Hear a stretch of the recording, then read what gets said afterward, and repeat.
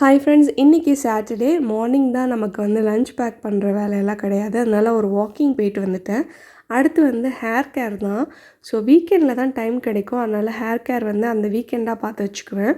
இது செம்பருத்தி இலை, வல்லார இலை ஒரு 2 போட்டுக்கலாம். ஒரு அரை டீஸ்பூன் வெந்தயம் ஊற வச்சுருந்தேன். அதுக்கப்புறம் முட்டையோட வெள்ளைக்கருவு மட்டும் எடுத்து போட்டுட்டு, சின்ன வெங்காயம் 2 போட்டு, அலோவேரா ஜெல்லும் போட்டுட்டு, அப்புறம் கொஞ்சமாக கருவேப்பிலை போட்டுக்க போகிறேன். இது கூட மருதாணி பொடி நான் ஆட் பண்ணிக்கிறேன். உங்கள்கிட்ட எல்லாம் இருந்தால் அதையும் போட்டுக்கலாம்.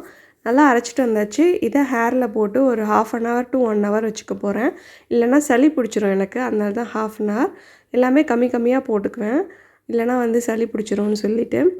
அடுத்து வாஷிங் தான். பெட்ஷீட்ஸ்லாம் 2 வீக்ஸ் ஒன்ஸ் இந்த மாதிரி வாஷ் பண்ணிட்டா நல்லா நீட்டாக இருக்கும். இந்த மாதிரி காய வச்சாச்சு.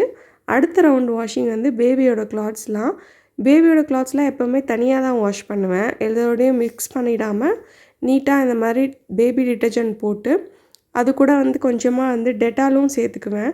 அப்போ தான் இன்ஃபெக்ஷன்லாம் வராமல் இருக்கும். அதனால் டெட்டாலும் கொஞ்சமாக போட்டு வாஷ் பண்ணிவிட்டு, இப்போ தலையில் ஹேர் பேக் போட்டிருக்கிறதுனால ஒரு சூடாக ஒரு கப் டீ.